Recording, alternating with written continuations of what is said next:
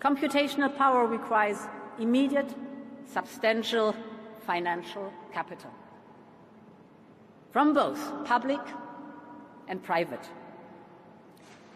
In this context, I welcome the European AI Champions initiative that pledges 150 billion euros from providers, investors and industry.